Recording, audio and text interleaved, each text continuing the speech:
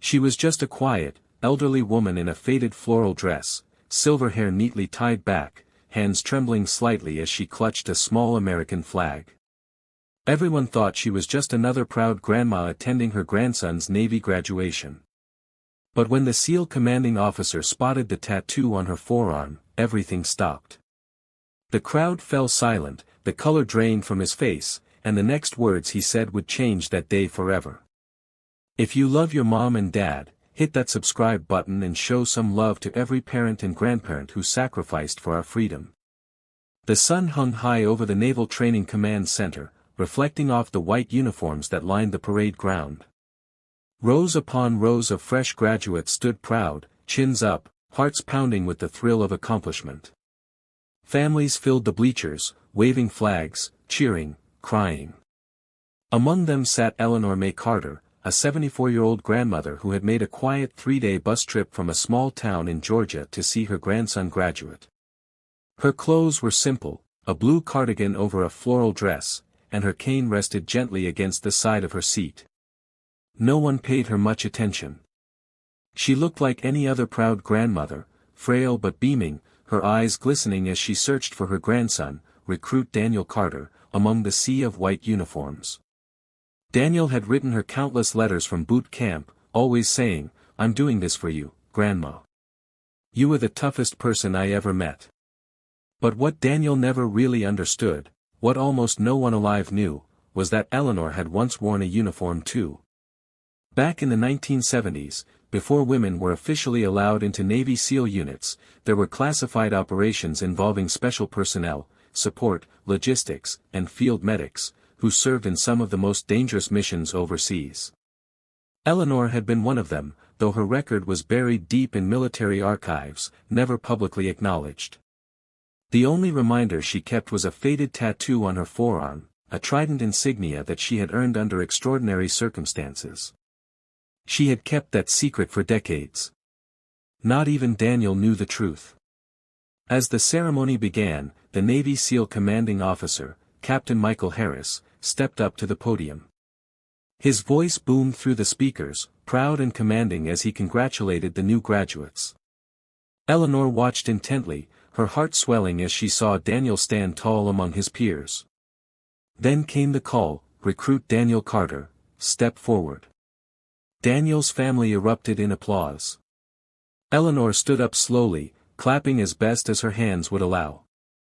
But as she raised her hand, the sleeve of her cardigan slipped slightly down, revealing the faint tattoo on her wrinkled forearm, the unmistakable Navy SEAL trident. Captain Harris, mid-sentence, froze. His eyes widened. For a split second, he lost his composure, his voice faltering. He blinked twice, as if unsure he'd really seen it. "Ma'am," he said suddenly, breaking military formality. "Ma'am, excuse me, security, can you assist that lady?" The audience went quiet. 2 young sailors hesitated, unsure if the captain was serious. Eleanor's brow furrowed, confusion flickering in her eyes as the men approached. "I'm fine, son," she said softly. "Just here to see my grandson."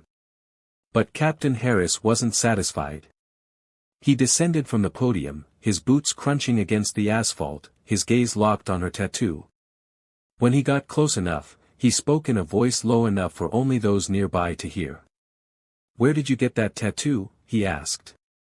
Eleanor tilted her head. "Same place you did, son, only a few decades earlier." The captain stared at her in disbelief. "That's impossible," he whispered. "Women weren't." "Weren't what?" She cut him off, her voice suddenly sharp, filled with authority that startled even the nearby sailors. "Allowed to serve? Allowed to fight for their country?" A murmur rippled through the crowd. Daniel looked over, confused, watching his grandmother speak to the commanding officer directly. The moment stretched long and tense. Captain Harris's jaw clenched. He turned to his aide. "Get me the base historian. Now." Within minutes, the ceremony paused. Whispers spread through the crowd. Eleanor stood silently, her cane steady, her eyes fixed on the captain. Finally, an older man in uniform approached, Colonel Peterson, the base's historian and archivist. When he saw Eleanor, his eyes went wide, and then they softened with recognition. "My God," he said under his breath. "It can't be." He turned to the captain. "That woman, she's not just anyone. She was part of Project Neptune's daughters." The captain frowned. "That classified training program? I thought it was just a myth." Peterson shook his head. "No myth.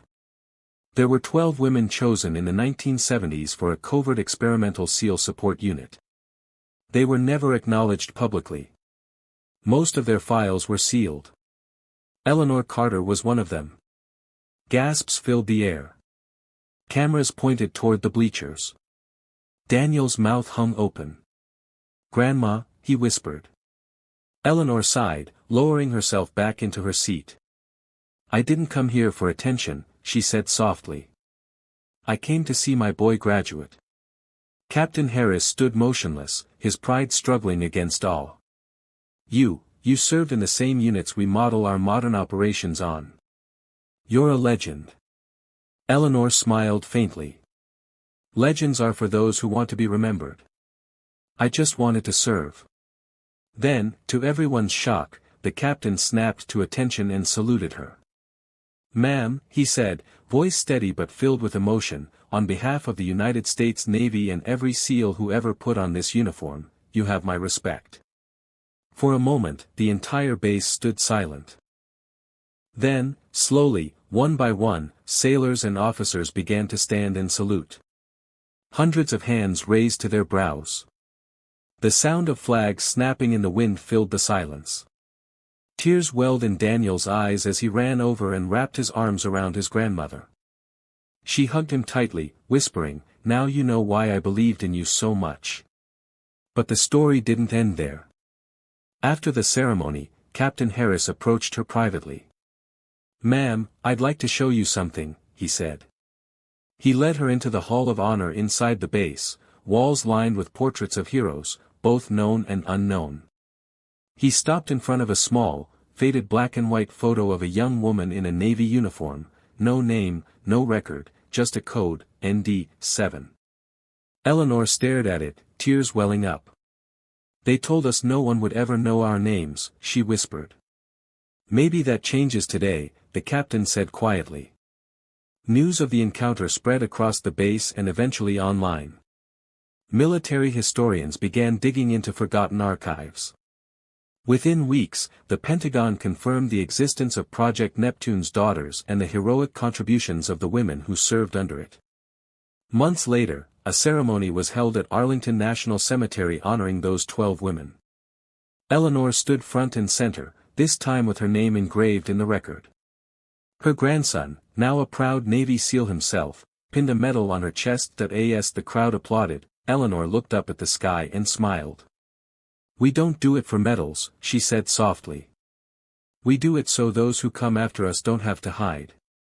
After the ceremony, a journalist asked her what it felt like to finally be recognized after so many years. Eleanor chuckled. "Recognition fades. What matters is legacy. My grandson's out there now, carrying on what we started." Daniel stepped beside her, standing tall in his new SEAL uniform. "And I'll make you proud, Grandma," he said. She smiled. "You already have." That evening, as the sun set over the base, Eleanor walked slowly toward the flagpole. The stars and stripes fluttered gently in the breeze. Captain Harris joined her quietly. "You know," he said, "when I first saw that tattoo, I thought it was a mistake." Eleanor grinned faintly. "No mistake, son. Just history coming back to remind you who paved the road you're walking on." He nodded, humbled. "You reminded me today what service truly means." She looked up at the flag and whispered, "It means doing the right thing, even when no one's watching." And as the bugle played in the distance, the base seemed to stand still, united not by rank or title, but by respect, for a woman who carried the strength of 1,000 soldiers in her small, trembling hands. That day, Eleanor May Carter didn't just watch her grandson graduate. She made an entire base remember what true courage looks like.